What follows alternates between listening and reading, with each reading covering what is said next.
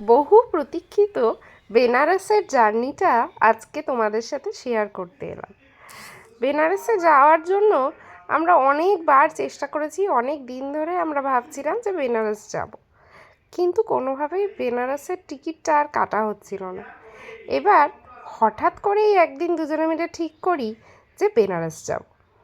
সাথে সাথেই ট্রেনের টিকিট বুক করলাম, ট্রেনে বসে গেছি আমরা। এখন বাজে হচ্ছে 11:30। কোথায় যাচ্ছি আমরা? ঘুরতে। সুফল গেছে চিপস আনতে। দেরি করে ট্রেন চলে যায়। পিসি বসে আছে মুখ ভার করে।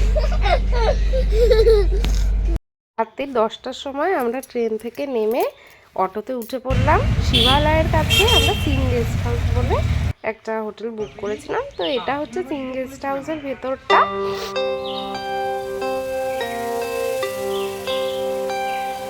তো আমরা নিচের ফ্লোরে ছিলাম। আমরা ছিলাম হচ্ছে এই দিকের রুমগুলোতে, এইগুলোতে আমরা ছিলাম। এই দেখুন এখানে পাখি বসে বসে পেঁপে খাচ্ছে। পাখি বসে বসে পেঁপে খাচ্ছে। হ্যাঁ, খুব সুন্দর লাগলো জিনিসটা। তো আমরা রেডি টেডি হয়ে প্রথম দিন বেরিয়ে পড়লাম সবাই মিলে। তো আমরা ফার্স্টেই বেরিয়ে ঠিক করলাম যে ফার্স্টে ব্রেকফাস্ট করব। বেনারস মানেই প্রচুর খাবার দাবার, ঘিয়ে ভাজা জিলাপি, কচুরি আর ঘুগনি, আলুর দম, এগুলো সব খেলাম। খেয়ে চলে এলাম বটুক ভৈরব মন্দির। এটাই আমাদের ফার্স্ট মন্দির ভিজিট বেনারসে এসে।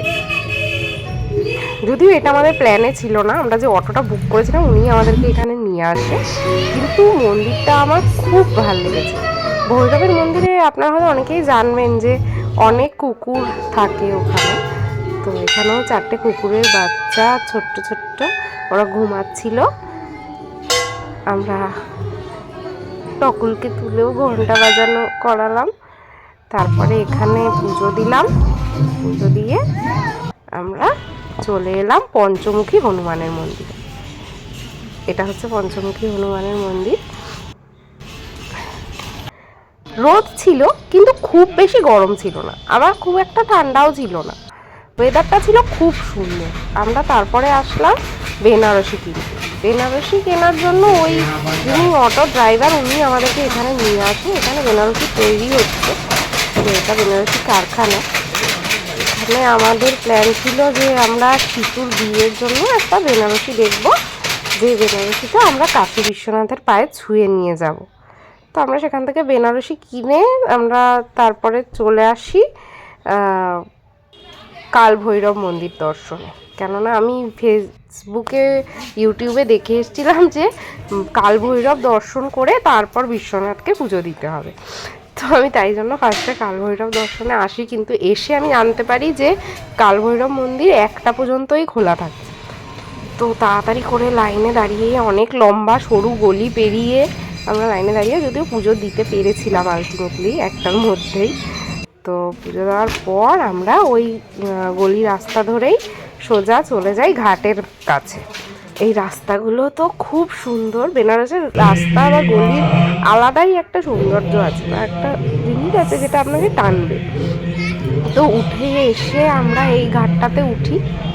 এটা হচ্ছে পঞ্চগঙ্গা ঘাট। এটা আপনি কাল ভৈরব মন্দির থেকে পুজো দিয়ে সোজা গলি দিয়ে বেরোলে এই ঘাটটাতেই পৌঁছবেন। তারপরে হাঁটতে হাঁটতে আমরা সোজা চলে যাই। এখানে একটুখানি ফটো তুলি, ভিডিও করি, কিছুক্ষণ রেস্ট নেওয়ার জন্যই বেসিক্যালি। এই ঘাটটাও খুব সুন্দরভাবে সাজিয়েছে রং টং করে। তো তারপর আবার হাঁটা শুরু করি। হাঁটতে হাঁটতে সোজা এবার আমাদের চলে যেতে হবে মণিকর্ণিকা ঘাটে। মণিকর্ণিকা ঘাট থেকে আমরা নৌকা করে ভেবেছিলাম চলে যাব দশাশ্বমেধ ঘাট। সেখানে গিয়ে তাড়াতাড়ি না পৌঁছালে চেয়ার পাওয়া যাবে না। এবার সামনের দিকে চেয়ার না পেলে আরতিটাও ভালো করে দেখতে পারবো না। তার জন্য আমরা একটু তাড়াতাড়ি পৌঁছাবো ঠিক করেছিলাম। তো যাই হোক, মাঝখানে আপনাদেরকে বলা হয়নি, আমরা ওই কাল ভৈরব মন্দিরে পুজো দিয়ে বেরিয়ে ওখান থেকে ধোসা খেয়ে নিয়েছিলাম দুপুরের লাঞ্চ। তখনও ধোসাই খেয়ে নিয়েছি। তো আমরা মোটামুটি এই সুন্দর দুপুরের রোদ উপভোগ করতে করতে হাঁটছি। হাঁটতে হাঁটতে কয়েকটা ঘাটও দেখলাম, যেমন গঙ্গামহল ঘাট, রামঘাট। দেখতে দেখতে মণিকর্ণিকা ঘাটে পৌঁছে গেলাম। তো নৌকায় উঠে পড়লাম। अरे 5 मिनट रुको सर। तो हो गया, आप क्या जल्दी आना है? 1 घंटा से 35 मिनट हो रहा है। चलिए ना।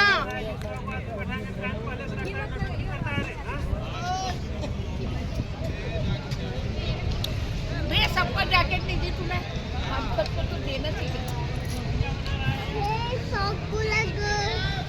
क्या हुआ? कहाँ रखा है? जल्दी बताओ। इतना जल्दी आ क्यों रहे? कहाँ गए 80?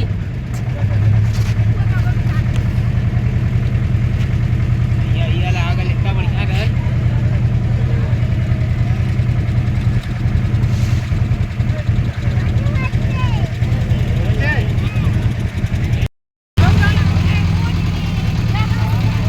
নৌকা মোটামুটি চলা শুরু করতেই পাখিরা একেবারে উড়ে উড়ে চলে এসছে। বাকি নৌকাগুলো থেকেও সবাই যেমন খাবার দিচ্ছিল, পাখিরা উড়ে উড়ে সেগুলোকে খাচ্ছিল। টকুল তো এগুলো দেখে খুব আনন্দ পেয়েছে। পাখিরা একদম প্রায় মুখের সামনে থেকে উড়ে যাচ্ছে দেখে ও হাত বাড়িয়ে বাড়িয়ে পাখিগুলোকে খাবার দিতে চাইছিল, ধরতে চাইছিল।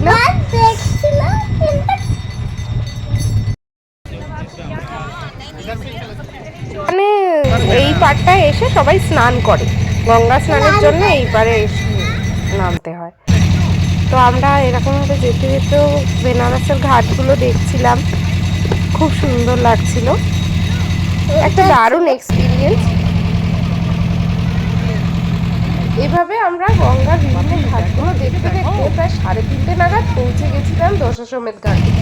তো আমি তো সিটটা পেয়েই কিছুক্ষণের জন্য ঘুমিয়ে পড়েছিলাম। ততক্ষণ সুফল ওর বাড়ির লোকেদের মানে ফ্যামিলি মেম্বারদের সবাইকে, বন্ধুদের প্রায় হাফ বন্ধুদের প্রায় সবাইকে ফোন টোন করে দশমের ঘাট এবং সেই দিনের যাবতীয় যা কিছু করেছি আমরা সেগুলো সব গল্প টল্প করে ফেলেছে। আর সিটু আর আমার সোজা পাপাই দুজন মিলে চুপচাপ বসেই ছিল, কোনো ডিস্টার্ব করেনি। যাই হোক, তারপরে শুরু হলো গঙ্গা আরতি। विष्णु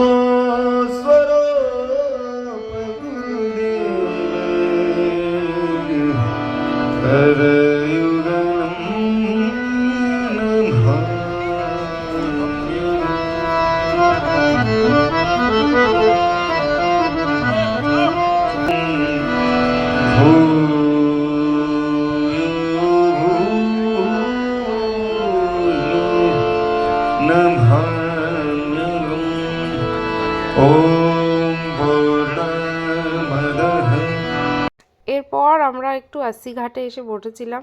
এটা 9:30টার সময় আশি ঘাট। তার পরের দিন ছিল আমাদের কাশী বিশ্বনাথে পুজো দেওয়া। তো আমরা সকাল সকাল ঘুম থেকে উঠে রেডি হয়ে বেরিয়ে পড়ি, কাশী বিশ্বনাথে পুজো দিয়ে চলে যাই সারনাথে। আমরা বেনারসি পান ট্রাই করে তো সারনাথটা চারদিকেটা ঘুরে দেখবো প্ল্যান ছিল, কিন্তু টকুল যেহেতু রিসেন্টলি তখনই একটা অসুস্থতা থেকে জাস্ট রিকভার করছিল, তো তখন অতটা আর হাঁটতে চাইছিল না। তো পুরো রাস্তাটাই যেহেতু সুফলকে এবং আমাদেরকে ওকে কোলে নিয়ে হাঁটতে হচ্ছিল, তো আমরাও খুব একটা বেশি হেঁটে পুরো এলাকাটা কভার করতে পারিনি। যাই হোক, এটা নেক্সট টাইমের জন্যই তোলা থাকলো। তারপর আমরা ওখান থেকে বেরিয়ে টোটো করে সোজা চলে গেছিলাম নামো ঘাটের উদ্দেশ্যে। তো নামো ঘাট থেকে আবার সেদিনের মতো আমরা পুরো 80 ঘাট পর্যন্ত একটা নৌকা বিহার করে ঘুমিয়ে টুমিয়ে এত রেস্ট নিয়ে পরের দিন এত দেরি করে উঠলাম যে 80 ঘাটের মর্নিং আরতি দেখতে পেলাম না। তো যখন উঠলাম তখন আমরা ঠিক করলাম তাহলে চলে যাওয়া হোক আজকে বেনারস হিন্দু ইউনিভার্সিটিতে।